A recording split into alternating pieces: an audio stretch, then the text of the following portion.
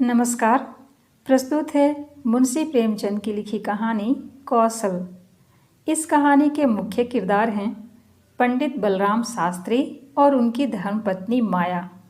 माया को बहुत दिनों से एक हार की लालसा है, लेकिन पंडित जी टाल मटोल करते रहते हैं। वे बहुत ही आलसी जीव हैं, उनको ज़्यादा मेहनत करना पसंद नहीं है।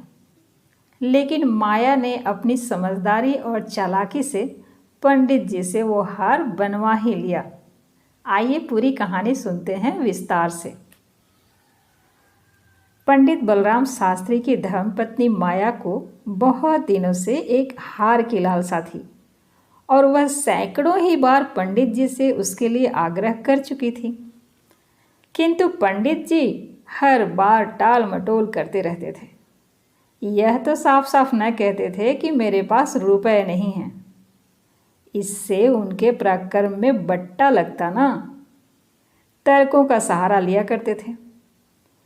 गहनों से कुछ लाभ नहीं, एक तो धातु अच्छी नहीं मिलती, उस पर सोनार रुपए के 8-8 आने कर देता है। और सबसे बड़ी बात यह है कि घर में गहने रखना चोरों को न्योता देना है।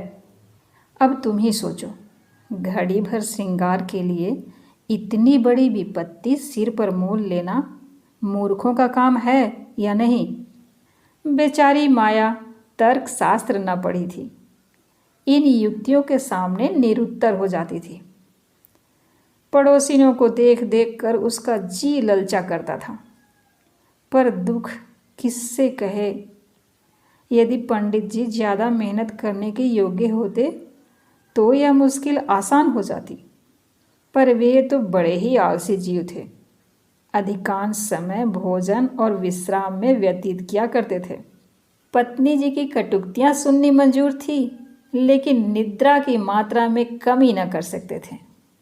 एक दिन पंडित जी पाठशाला से आए तो देखा कि माया के गले में सोने का हार विराज रहा है। हार की चमक से उसकी मुख ज्योति चमक उठी थी। उन्होंने माया को कभी इतनी सुंदर न समझा था। पूछा, यह हार किसका है? माया बोली, पड़ोस में बाबूजी रहते हैं, उसी की पत्नी का है। आज उनसे मिलने गई थी, यह हार देखा, बहुत पसंद आया, तुम्हें दिखाने के लिए पहनकर चली आई। बस ऐसा ही एक हार मुझे भी बनवा दो ना। पंडित जी बोले, दूसरे की चीज़ नाहक मांग लाई, कहीं चोरी हो जाए तो हार तो बनवाना ही पड़े, ऊपर से बदनामी भी हो। मैं तो ऐसा ही हार लूँगी, 20 तोले का है। फिर वही जिद, जब सभी पहनती हैं तो मैं ही क्यों ना पहनूं? सब कुएं में गिर पड़े तो तुम भी कुएं में गिर पड़ोगी। सोचो तो, इस वक्त इस हार के बनवाने में 600 रुपये लगेंगे। अगर 1 रुपया प्रति सैकड़ा ब्याज रख लिया जाए तो 5 वर्ष में 600 रुपये के लगभग 1000 रुपये हो जाएंगे। लेकिन 5 वर्ष में तुम्हारा यह हार मुश्किल से 300 रुपये का रह जाएगा।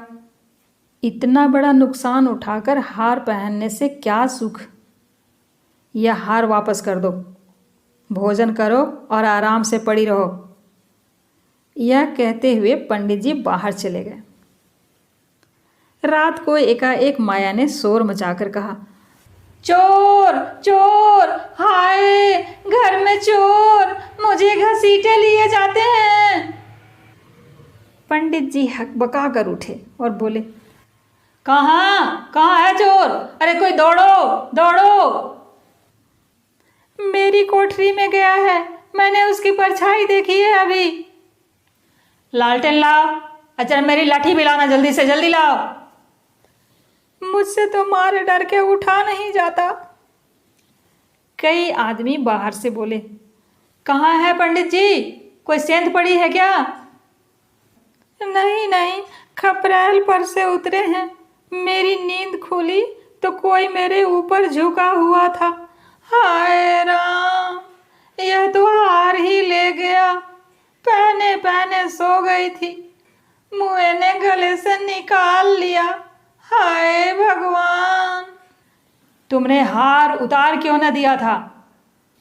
मैं क्या जानती थी कि आज ही यह मुसीबत सिर पर पड़ने वाली है। हाय भगवान! अब हाय हाय करने से क्या होगा? अपने कर्मों को रो। इसलिए कहा करता था ना कि सब घड़ी बराबर नहीं जाती। ना जाने कब क्या हो जाए। अब आई समझ में मेरी बात? देखो और कुछ तो नहीं ले गया। पड़ोसी लालटेन लिए आ पहुंचे।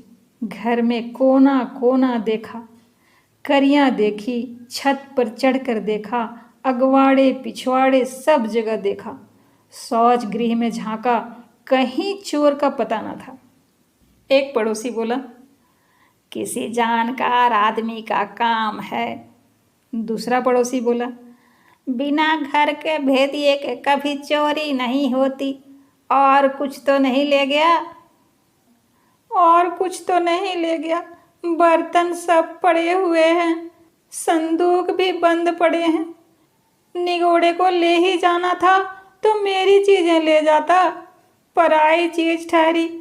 भगवान, उन्हें कौन मुंह दिखाऊंगी? पंडित जी बोले, अब गहने का मजा मिल गया ना? हाय भगवान, यह अपजस बदा था। पंडित जी बोले, कितना समझा के हार गया, तुम ना मानी ना मानी। बात की बात में 600 रुपये निकल गए। अब देखूं भगवान कैसे लाज रखते हैं।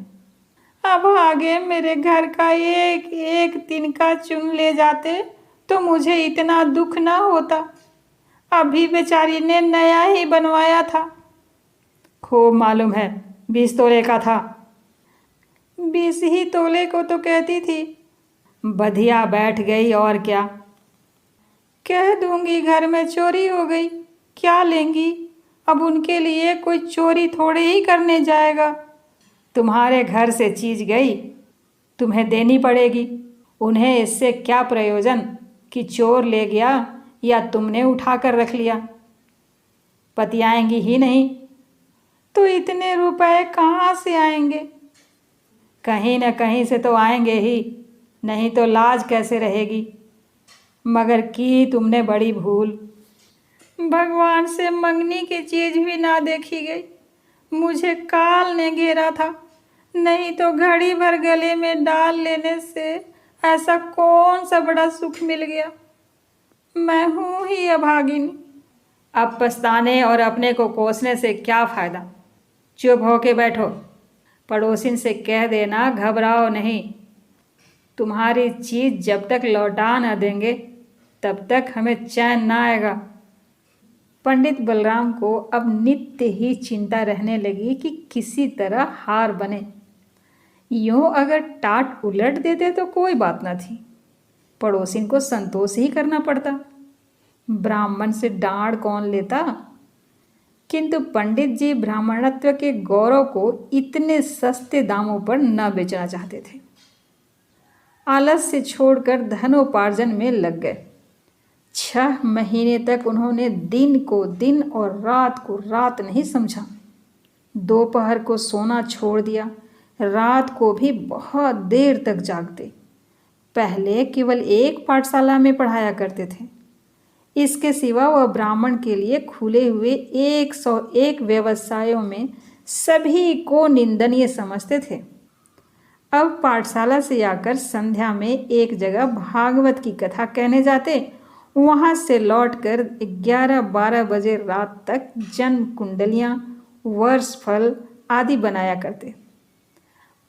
माया पंडित जी का मेहनत देखकर कभी कभी बहुत पछताती कि कहाँ से मैंने यह विपत्ति सिर पर ले ली। कहीं बीमार पड़ जाएं तो लेने के देने पड़े। उनका शरीर क्षीण होते देखकर उसे अब यह चिंता व्यथित करने लगी। यहाँ तक कि 5 महीने गुजर गए। एक दिन संध्या समय वह दिया बत्ती करने जा रही थी कि पंडित जी आए।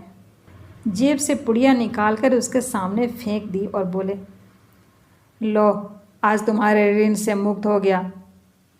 माया ने पुड़िया खोली तो उसमें सोने का हार था। उसकी चमक दमक, उसकी सुंदर बनावट देखकर उसके अंतःस्थल में गुदगुदी सी होने लगी। मुख पर आनंद की आभा दौड़ गई। उसने कातर नेत्रों से देखकर पूछा, खुश होकर दे रहे हो या नाराज होकर? पंडित जी बोले, इससे क्या मतलब, ऋण तो चुकाना ही पड़ेगा, चाहे खुशी हो या नाखुशी। यह ऋण नहीं है। और क्या है? बदला सही। बदला भी नहीं है। फिर क्या है? तुम्हारी निशानी। तो क्या ऋण के लिए कोई दूसरा हार बनवाना पड़ेगा? नहीं नहीं, वह हार चोरी नहीं गया था, मैंने झूठ मूठ शोर मचाया था। सच? हाँ, सच कहती हूँ। मेरी कसम। तुम्हारे चरण छूकर कहती हूँ। तो तुम मेरा कौशल देखना चाहती थी? तुम्हें मालूम है मुझे क्या मूल्य देना पड़ा? क्या 600 रुपये से ऊपर? बहुत ऊपर। इसके लिए मुझे अपने आत्म स्वातंत्र्य को बलिदान करना पड़ा। अभी आप सुन रहे थे मुंशी प्रेमचंद की लिखी कहानी कौशल। उम्मीद है कहानी आपको पसंद आई। पसंद आई ना? तो इस कहानी को लाइक कीजिए, चैनल को सब्सक्राइब कीजिए। अच्छा, तो हम चलते हैं और एक नई कहानी के साथ फिर मिलते हैं। धन्यवाद।